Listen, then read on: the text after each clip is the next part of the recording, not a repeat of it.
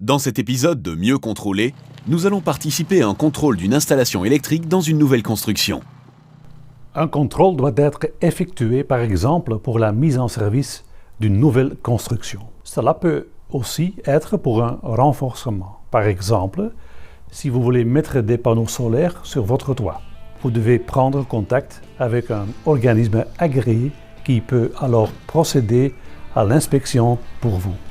Si vous ne demandez pas un nouveau contrôle de l'installation électrique, tant que rien ne se passe, vous pouvez penser que ce n'est pas grave. Mais supposons que vous avez un incendie et que la cause réside dans l'installation électrique. Vous pourriez avoir des problèmes avec la compagnie d'assurance si vous ne pouvez pas présenter un rapport de contrôle valable.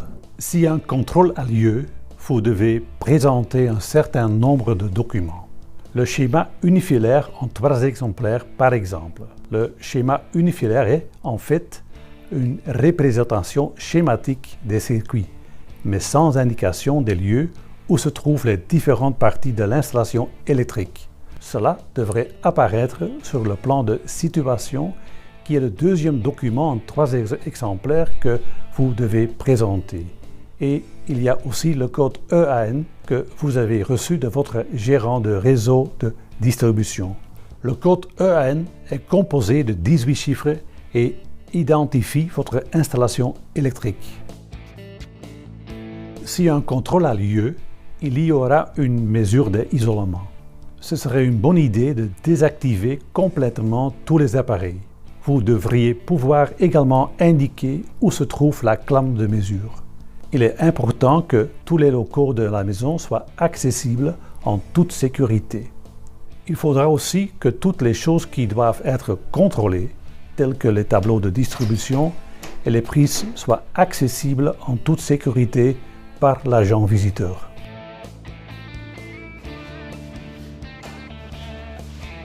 Le schéma unifilaire et le plan de situation, comme on en a déjà parlé, sont présents. Je vais tout d'abord vérifier s'ils correspondent à l'installation réalisée.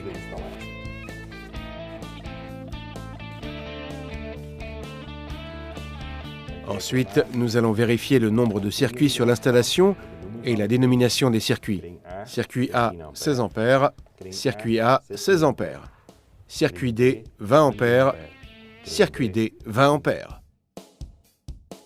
Je vais maintenant contrôler la section des conducteurs, s'ils sont conformes pour l'ampérage des disjoncteurs placés. Avant de commencer, l'agent coupe l'électricité. Puis il ouvre la boîte à fusibles, comme cela il peut vérifier l'épaisseur des fils. 1,5 mm sur 16 ampères, ceux-ci sont utilisés pour l'éclairage. 20 ampères, 2,5, 20 ampères, 2,5, et sur celui-ci 32 ampères, c'est 6 mm. Ce sont les ponts de câblage interne réalisés en 10 mm. Ils connectent l'interrupteur différentiel avec le reste de l'installation d'intérieur. Nous allons maintenant vérifier la résistance d'isolement. Il s'agit de vérifier s'il n'y a pas de perte de courant entre l'installation intérieure et la terre. Le test démontre ici qu'il n'y a aucune perte de courant vers la terre. La prochaine étape consiste à vérifier la résistance de terre. Pour ce faire, nous prenons notre appareil de mesure de terre et les cordons nécessaires. Maintenant, tout est prêt pour que l'agent visiteur puisse tester si la résistance de terre est assez basse. Il utilisera son appareil de mesure et 2 électrodes de mesure. D'abord, il débranche la terre de l'installation intérieure et ensuite, il raccorde un cordon à la terre.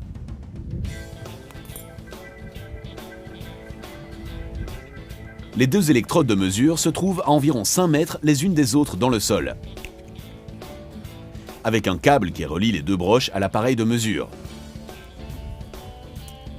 Puis il vérifie si la résistance de la terre est suffisamment basse pour qu'un courant de défaut dans l'installation ne provoque pas de danger.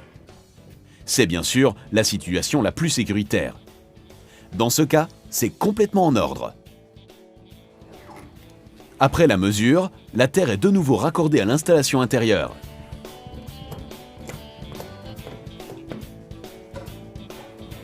Il enroule ensuite les câbles et déconnecte les électrodes de mesure. Après la mesure de la résistance de terre, nous remettons le courant. Les interrupteurs différentiels doivent déclencher lors d'un trop grand courant de défaut. Nous allons simuler un courant de défaut en appuyant sur le bouton test. Les interrupteurs différentiels déclenchent, donc c'est en ordre. Maintenant, nous prenons le plan de situation. Nous allons vérifier si les prises de courant et interrupteurs qui sont sur le plan de situation sont bien placés en réalité à ces endroits. L'agent visiteur fait un tour de toute la maison et vérifie si tout est installé selon le plan. Il vérifie si les broches de terre dans chaque prise sont connectées. Si le voyant de contrôle est activé, tout est en ordre.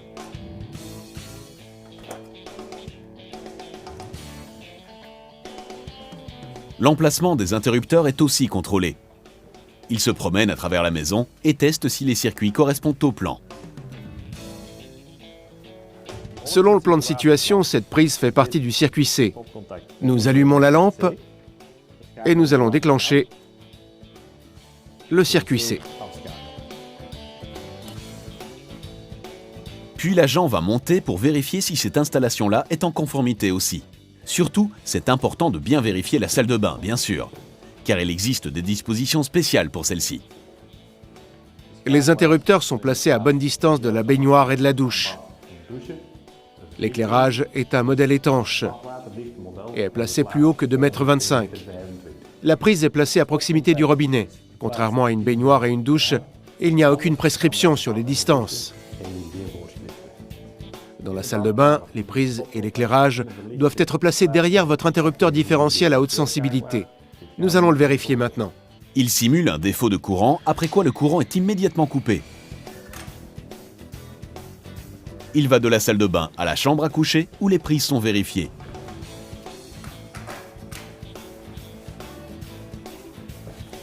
Après le contrôle, l'agent crée un rapport digital. L'installation est conforme et doit être recontrôlée dans 25 ans. Le rapport est transmis immédiatement par courrier électronique. Puis il met un cachet sur le schéma avec la date de l'inspection.